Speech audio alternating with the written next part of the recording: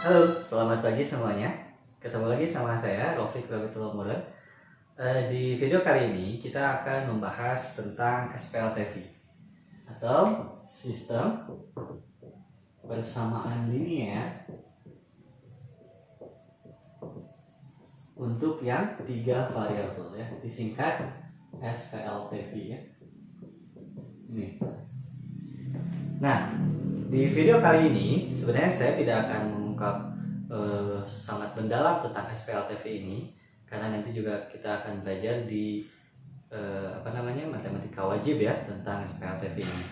Nah, di video kali ini kita akan bahas sedikit tentang SPLTV. Yang pertama, bagaimana sih bentuk umum dari SPLTV? Sesuai namanya, sistem persamaan linear 3 variabel. Nah, di sini berarti nanti ada kumpulan yang namanya sistem ya. Jadi ada lebih dari satu persamaan linear yang memuat 3 variabel masing-masingnya. Itu. Jadi secara umum bisa dituliskan sebagai sistem yang terdiri dari beberapa persamaan. Misalkan persamaan pertama A1X ditambah B1Y ditambah C1Z sama dengan D1. Persamaan kedua A2X ditambah B2Y ditambah C2Z sama dengan D2. Dan persamaan ketiga A3X ditambah B3Y ditambah C3Z sama dengan D3. Seperti ini. Nah, biasanya memang yang namanya SPLTV itu biasanya terdiri dari 3 persamaan dengan 3 variabel agar nanti bisa kita selesaikan. Meskipun pada dasarnya mungkin saja nanti persamaannya hanya ada 2 misalkan, mungkin saja ya, atau misalkan persamaannya ada 4 bahkan atau lebih, itu mungkin saja terjadi. Yang jelas bentuk umumnya sebenarnya seperti ini ya, jadi ada 3 persamaan dengan 3 variabel. Nah, nanti sama kayak kemarin SPLTV atau sistem persamaan linear 2 variabel, SPLTV pun memiliki beberapa kemungkinan penyelesaian. Oke, kita lihat ya. Kemungkinannya ada 3, jadi yang pertama, jelas dia memiliki satu solusi ya, atau solusi tunggal ya. Satu solusi aja kita tulis. Satu solusi atau satu penyelesaian. Nah, bagaimana ini bisa terjadi? Jadi kalau digambarkan secara geometri, masing-masing persamaan ini dia membentuk suatu bidang. Ya, secara geometri dia membentuk suatu bidang masing-masingnya. Nah, nanti ketiga bidang ini, ketika mereka berpotongan di satu titik, itu artinya dia memiliki satu solusi. Jadi kuncinya adalah bidang berpotongan di satu titik. Di satu titik, gitu ya. Itu kalau memiliki satu solusi. Nah, nanti kemungkinan kedua, dia memiliki tak hingga banyaknya solusi. Ini bisa terjadi ketika bidangnya itu saling berpotongan atau saling berimpit ya. Jadi ketika bidang-bidang itu saling berimpit satu sama lainnya, maka dia bisa dikatakan memiliki tak terhingga banyaknya solusi. Jadi untuk yang ini nggak akan ditulis ya. Untuk yang kedua, yang jelas nanti biasanya yang kepake itu yang pertama ya. Untuk yang kedua, memiliki tak hingga banyak solusi jika bidangnya saling berimpit satu sama lain. Dan yang ketiga, dia tidak memiliki solusi. Tidak memiliki solusi sama sekali. Ini kalau ketiga bidang ini mereka saling sejajar. Ya, jadi kalau ketiga bidang ini mereka saling sejajar, nanti dia tidak akan ada solusinya sama sekali. Gitu. Oke. Selanjutnya, nah ini fokus kita sekarang sebenarnya adalah ke penyelesaiannya. Bagaimana sih kita menyelesaikan suatu SPLTV? Sistem persamaan linear 3 variabel. Nah, penyelesaiannya pada intinya gini, sama kayak kemarin ya. Ada beberapa metode untuk menyelesaikan SPLTV kemarin. Nah, SPLTV pun sama. Yang pertama jelas ada metode grafik. Nanti dilihat dari segi grafiknya apakah mereka berpotongan di satu titik. Tapi ini bentuknya bidang. Jadi grafiknya secara kartesius itu agak sulit dibuat, karena dia merupakan grafik 3 dimensi. Ada X, ada Y, ada Z. Sehingga nanti akan sulit kita mencari perpotongannya gitu. bukan sulit sih, tapi lebih ke mungkin agak sedikit kurang presisi nantinya ketika kita gambarkan. Kalau mungkin kalian bisa menggunakan aplikasi semacam GeoGebra atau apapun itu, ini mungkin saja bisa kita lakukan ya dengan menggunakan grafik. Yang kedua, kemarin ingat ya, ada eliminasi, ada substitusi juga, terus ada gabungan antara eliminasi dan substitusi.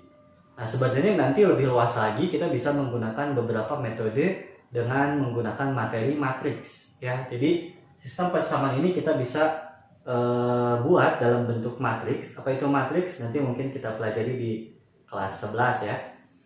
Tapi ini hanya pengetahuan saja, jadi nggak akan saya ajarkan di sini.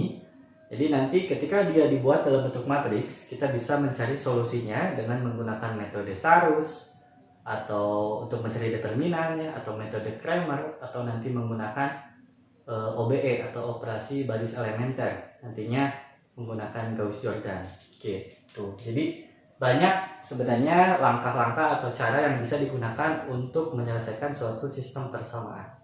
Oke. Nah, seperti biasa kalau di sini ya udah kita pakainya yang sederhana dulu ya, yaitu pakai eliminasi dan substitusi. Oke, mari kita lihat langkah-langkah.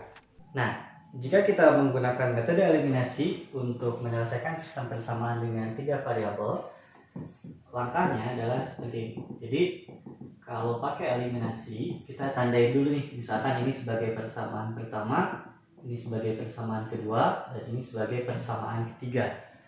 Nah, untuk langkah pertama ya, jadi langkah ke-1, ini ada 2 nih ya sebenarnya. Jadi kalian pilih 2 pasang yang akan dieliminasi. Untuk dieliminasi ya, nanti kalian bisa memilih antara, misalkan yang mau kita pilih adalah 1 dan 2 boleh, atau bisa juga 1 dan 3 boleh ya, atau misalkan 2 dan 3. Jadi di antara 3 ini pilih 1 pasang aja. 2 pasang ya, 2 pasang. Jadi boleh 1 dan 2, 1 dan 3, atau 1 dan 2, 2 dan 3 gitu ya, atau 1, 3, 2, 3.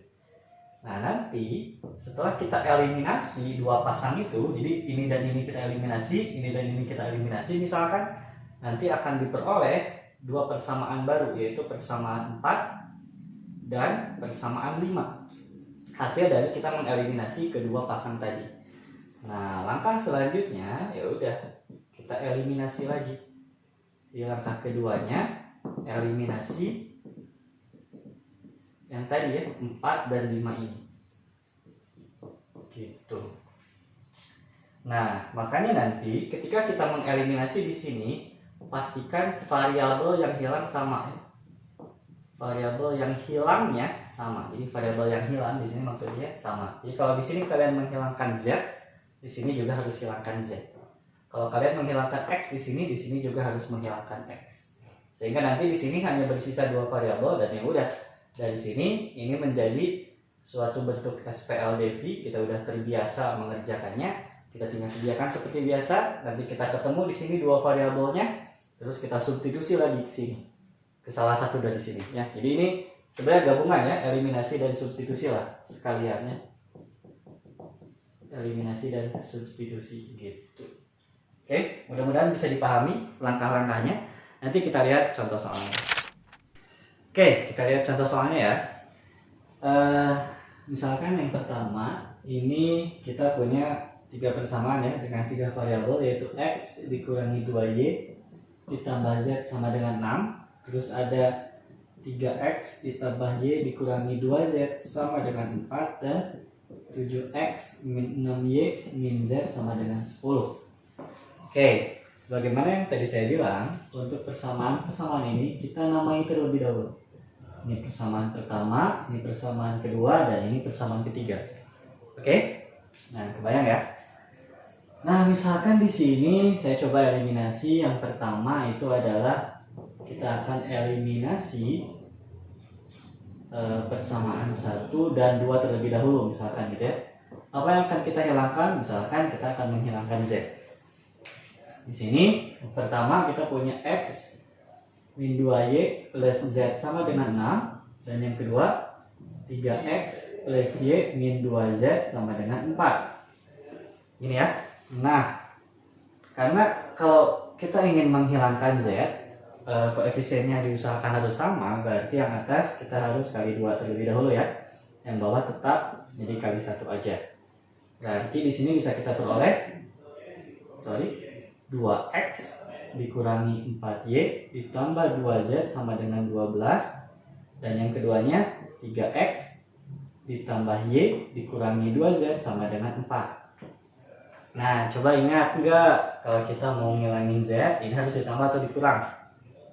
Betul ya, ini harus ditambah. Kenapa ditambah? Karena ini tandanya berbeda. Jadi kalau tanda di depan angkanya ini udah berbeda, ya udah kita tinggal jumlahkan saja. Oke, berarti dari sini bisa kita peroleh 2x tambah 3x 5x min 4y ditambah y jadi min 3y. Ini habis ya, jadi 0 sama dengannya 16. Gitu. Jadi kita sudah dapat ini, kita tadi namai aja dia persamaan keempat. Oke, next kita eliminasi lagi. Misalkan untuk selanjutnya saya akan eliminasi 1 dan 3 aja ya. Sama ini yang dihilangkan harus yang z, sama kayak yang tadi. Yang nggak boleh kita hilangkannya yang berbeda. Berarti di sini yang pertama kita punya x min 2y ditambah z sama dengan 6. Dan yang ketiga kita punya 7x dikurangi 6y dikurangi z sama dengan 10. Nah, di sini enak nih karena dia udah sama ya koefisiennya, meskipun beda sih tandanya ya. Tapi nggak masalah karena ingat yang tadi kalau beda tanda berarti kita tinggal jumlahkan saja. Oke, berarti yang ini 7x ditambah x jadi 8x, min 2y min 6y jadi min 8y, ini 0 habis sama dengannya 16. Nah, ini kebetulan enak juga ya. Bisa kita bagi 2, bagi 8 maksudnya. Bisa kita peroleh x min y sama dengan 2. Nah, kita namai ini persamaan kelima. Oke, sampai sini paham ya? Mudah-mudahan penjelasannya bisa dimengerti. Nah, setelah kita nemu persamaan keempat dan kelima ini, langkah selanjutnya tadi sudah saya jelaskan, kita tinggal eliminasi lagi si persamaan 4 dan 5 ini.